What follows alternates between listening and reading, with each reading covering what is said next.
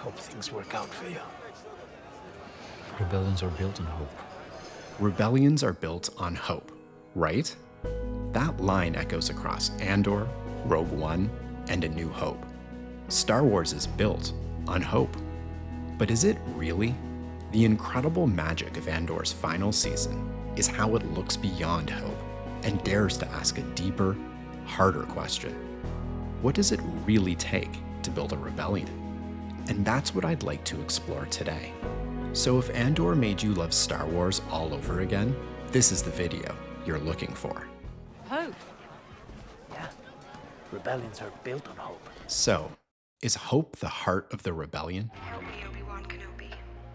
You're my only hope. To figure this out, let's go back to Gorman, because there's a question we need to understand first. Why are Luthen's people on Gorman in the first place? Because a year earlier, Cassian had scouted the local resistance and decided they weren't ready, that there was no hope, and Luthen didn't listen to him. If it goes up in flames, it will burn very brightly. So what's actually going on here? I think we find the answer all the way at the beginning of Luthen's story, when he leaves Kleya to watch as Imperial troops execute innocent civilians. When Kleya confronts him about it, he tells her, that's the point. We fight to win. That means we lose. And lose and lose and lose. Until we're ready. And that's the answer. In the words of the show's creator, Tony Gilroy, the massacre of Gorman is as valuable to Luthen as it is to the Empire. Luthen needs Gorman to lose. And that's the deeper story going on in Andor, and what makes this season so riveting. Because rebellions are not built on hope. They're built on losing. But how exactly do you build a rebellion through this kind of loss? The Gorman massacre is so visible that it forces a reckoning. The Empire has been choking us so slowly we're starting not to notice. The time has come to force their hand. It forces people to realize the gravity of the situation. People like Mon Mothma. For the 2 years leading up to this, she hasn't exactly been accomplishing much. Even the senator from Gorman wasn't signing up for her efforts. But then the massacre happens, and it pushes her past her breaking point. She has to speak out. The death of truth is the ultimate victory of evil. Her words are heard by millions. Her speech probably accomplishes more than she had in the past 2 years. And it all happens because Luthen lets Gorman burn brightly. I have friends everywhere. And Mon isn't the only person to have a reckoning out of Gorman. Syril does too. He starts out the season living his best life. He's found a perfect vessel for his need for order and stability. The Empire. If I say this is the greatest day of my life, does it spoil everything? And then he realizes that everything he knew was a lie, that he's the villain. Syril's story is so tragic because he lowers the gun. He doesn't kill Cassian. He's having a reckoning and he dies before he can work through it. I wonder, if he hadn't died, what would have happened? Tony Gilroy calls Syril a romantic, so maybe he would have left the Empire.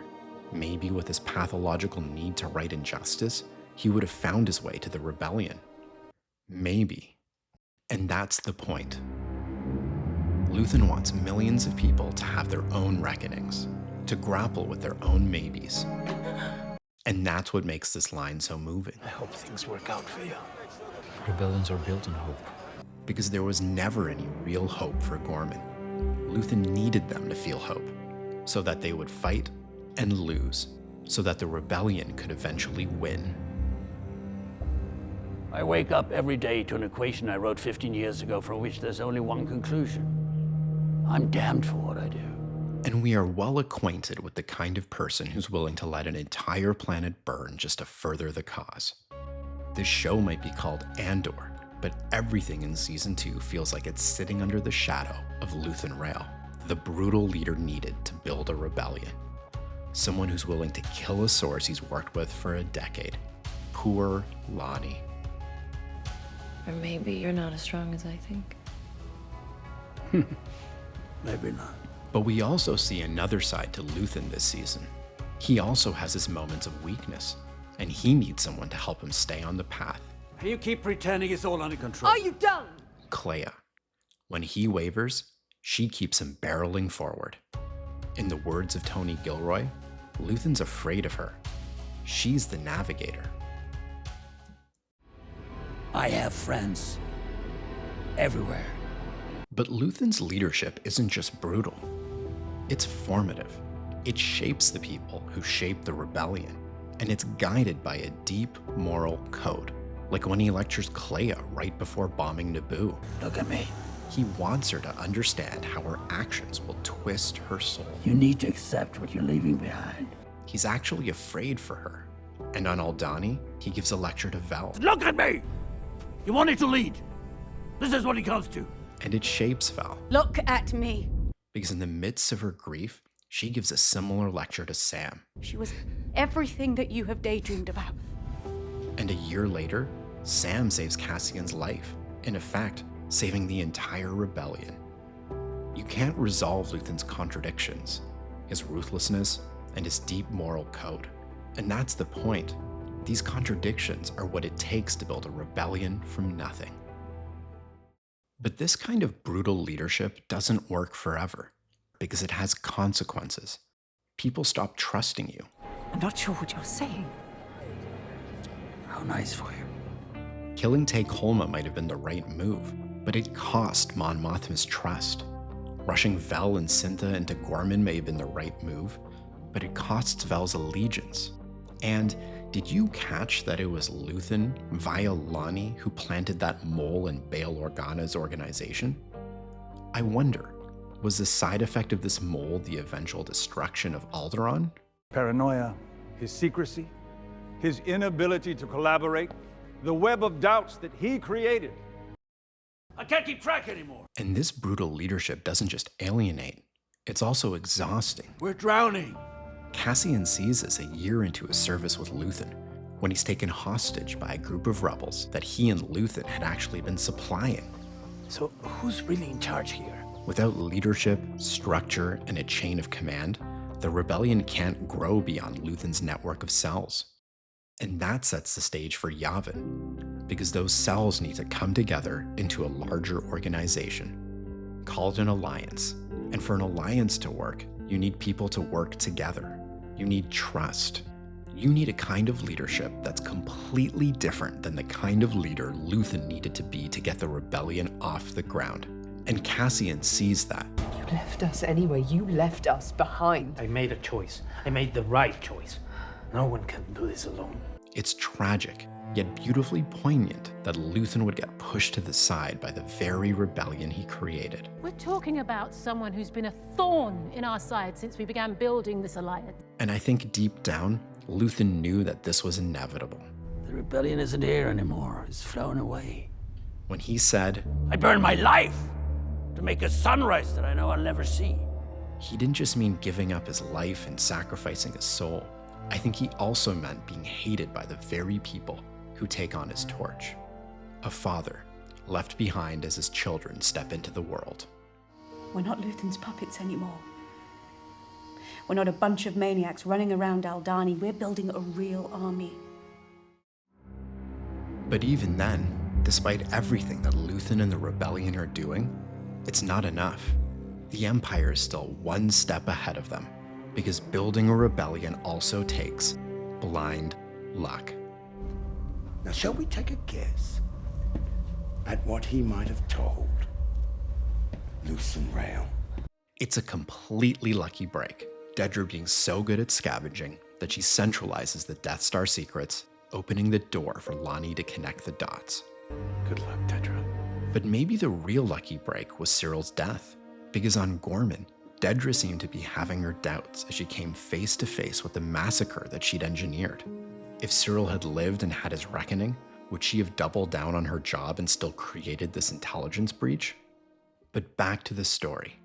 Because even with Dedra's lucky mistake, this critical intel still needs to cross the chasm of distrust between Kleya and the Alliance.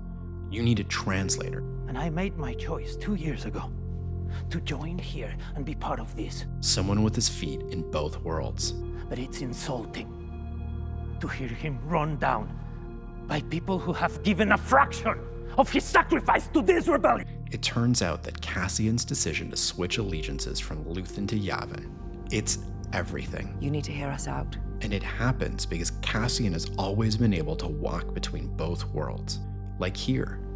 You're coming home to yourself. Cassian is inspiring this tech with hope. You've become more than your fear. But he also knows that she might not make it out alive. And that's okay too, because he has a mission. A rebellion needs people who can grow along the way, who can straddle both worlds, like Cassian, and Vel, and maybe Kleya.